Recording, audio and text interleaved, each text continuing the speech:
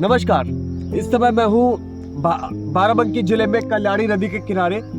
ये बहुत ही खूबसूरत जंगल हुआ करता था। हालांकि काफी जंगलों को काट कर यहाँ खेत बनाया गया है, पर अभी भी मेड़ों पर कुछ पुराने जंगली पेड़ बचे हैं। उनमें से एक पेड़ है ये।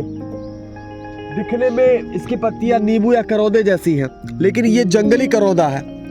जंगली करौदे के ये जो फल है ये बहुत छोटे होते हैं। आप इसकी तुलना कर सकते हैं मेरे उंगलियों के साथ। ये बहुत ही छोटे फल होते हैं। इसमें बिल्कुल नींबू करौदे की तरह ही फूल आते हैं। और जंगलों में, पूरे उत्तर भारत में, मध्य भारत में जंगलों में ये बहुतायत में देखा जाता है। इसका फल जो है वो भी काफ़ी खट्टा होता है। छोटा ही है पर खट्टा है, काफ़ी न्यूट्रिशन वाला है। कई सारे पक्षियों का ये भोजन होता है। तो ये करौदे की वन प्रजाति है, असली प्रजाति है, जो जंगलों में हमारे यहाँ पाई जाती है। तो इस जंगली करौदे के पौधे पर 2 प्रजाति की तितलियां भी अंडे देती हैं। मतलब उन 2 तितलियों के संरक्षण में भी ये जो पेड़ है, ये पौधा जो है, ये काफी काम आता है। इसकी ऊंचाई जो है ये अधिकतम जो है 5, 6, 7, 8 फीट तक हो जाती है। उससे ज्यादा ये ऊंचा नहीं होता है और झाड़ी नुमा होता है। इसमें भी कांटे होते हैं, तो कांटों के माध्यम से ये अपने आप को सुरक्षित रखता है। यह पौधा अफ्रीका, भारतीय उपमहाद्वीप, ऑस्ट्रेलिया और हिंद महासागर के तमाम द्वीपों में पाया जाता है।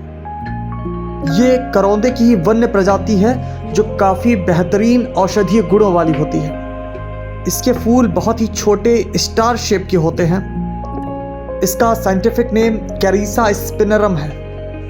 इसके कच्चे फल लालिमा लिए हुए हरे रंग के होते हैं और जब वो पक जाते हैं तो वो काले या गाढ़े बैंगनी रंग में बदल जाते हैं।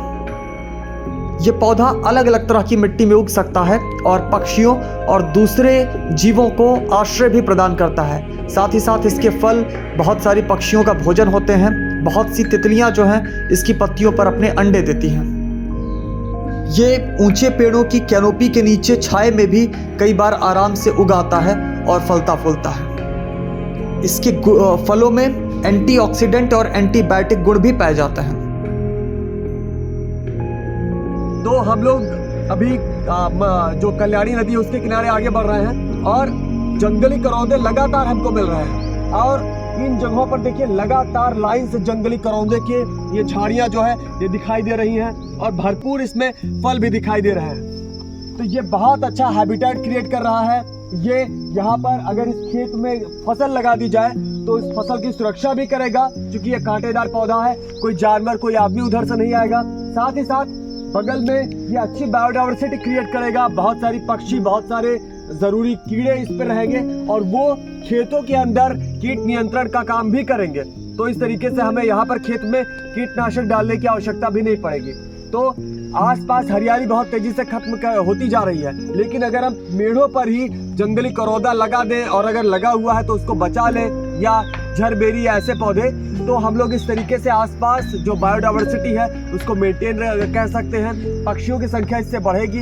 इससे और जीव जंतु जो है वो भी कहीं से अपने इसके अंदर अपना आशियाना बना पाएंगे और इस तरीके से भी हम प्रकृति को बचाने में अपना योगदान दे सकते हैं। तो आशा करता हूँ ये जानकारी आपको अच्छी लगी होगी। तो धन्यवाद तो मैं बोलूँगा नहीं, क्योंकि धन्यवाद आपको बोलना है इस जानकारी के बदले। और अगर आपका कोई प्रश्न भी हो तो वो भी कमेंट में ज़रूर पूछें।